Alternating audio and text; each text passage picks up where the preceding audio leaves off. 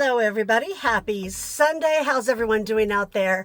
I am doing great. Today I'm going to take you with me as I travel from Banff National Park in Canada all the way up to Jasper National Park. After I passed the border into Canada, I saw Waterton Lake National Park, Lundbrick Falls, drove through the beautiful Canmore area to Banff, saw Lake Louise on horseback, did the Moraine Lake tour, and now I'm inside of Banff National Park camping at the Mosquito Creek Campground. Let's take a quick look at the area. You can see on this map that all of these Canadian national parks, all the way from Banff down on the lower right to Jasper on the upper left, are in one long string. So you only enter once. But once you get in there, you're going to go on 93 North, which is the Icefields Parkway. That connects Lake Louise all the way up to Jasper. And along the way, there is camping everywhere. You have to go to the Parks Canada website to see which sites are first come, first serve, and which are reservable. Now, if you want to reserve, you have to do it far in advance. But every once in a while, you're going to see one that's first come, first serve, like the one I stayed at, which is called the Mosquito Creek Campground. By the way, if you didn't know, I put out new videos every single week on Patreon. We have live Q&As, a private Facebook group, meetups, and for aviary members, all of these locations are now on our living travel map. The first night I stayed in the woods, but then I scored this great spot right on a river, and I'm glad I did because before long the entire campground was full. I made some rad new friends. This is their rig. They're from New Zealand. They had this built in Australia. They did the entire outback, and now they're doing all of Canada. We were next to each other and watched as one person after another tried to camp at this non-camping area right next to me. But in the evening, it was nonstop activity because this campground used to be an overflow campground. Some of the campgrounds in Canada allow you to just come in and dry camp near the entrance. This one doesn't, but it didn't stop people from trying. I watched the ranger kick people out all day long, but still in the morning, almost the entire area behind me was full of people, including these guys who got in a lot of trouble. They pitched their tents and put up stakes and then did a whole bunch of cooking. And then when they left, I heard the ranger cursing because they left all that food out. And this is bear country. But that didn't stop them from coming back and laying out in their underpants. Boy, put your pants on. But one thing I love about this life is when you're in campgrounds like this, you meet the most amazing people, like this group of hikers we called the girls, who we let stay between our two spots. When they left in the morning, they wrote me the most lovely goodbye letter I've ever gotten on the road. My next stop was a trip to see Yoho National Park.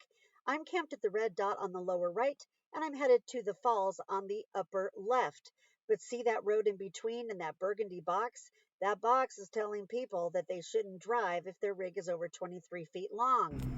This doesn't look good. There is an RV up above me that I don't think is supposed to be on this road that is backing his way up off the road. I'm going to give him a minute. I've got another 19 kilometers to go. And I actually had to turn around right here to get the angle to do this. Okay. Not so bad. I don't know what's coming up, but I'm going to keep going. Then I got to Takaka Falls, whose name I know I am totally mangling, but it's one of the tallest waterfalls in Canada. I wish you could be here to experience what it's like. There's mist in the air, and it smells like Christmas. Just trees and something kind of briny.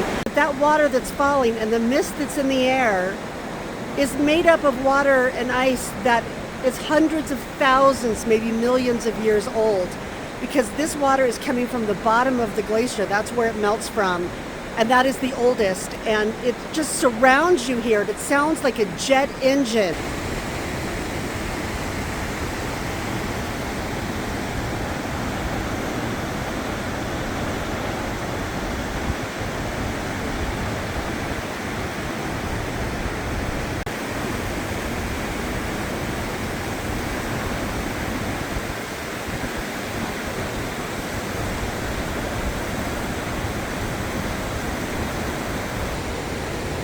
It is absolutely freezing right here, and there's mist in the air, and it's loud. I don't even know if you can hear me, but I think this might be one of my favorite places I've ever seen on the road. Absolutely spectacular. I just went for a hike to the other side of the waterfall, and the sun is out now, so the water is starting to turn this amazing turquoise that this area is known for. It is just spectacular here. Loving it.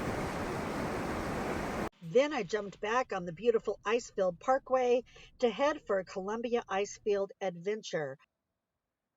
I easily parked at the Glacier Discovery Center and went inside to buy my tour on an all-terrain vehicle that would take me out onto the glacier and then the Glacier Skywalk.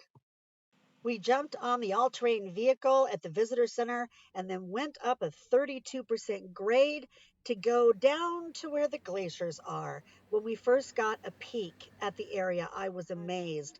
I expected it to be solid ice, but instead, what I found was something that looked more like a giant blue slushie. I definitely wore the wrong shoes, and so did a lot of other people, because there are areas where you can fall in, as you can see by the yellow signs. But the glaciers themselves are absolutely stunning and worth seeing. They give you about 15 minutes to walk around when you get a tour, and then they promptly get you back on the bus to head back to the Discovery Center. The Athabasca Glacier is the most visited glacier in North America.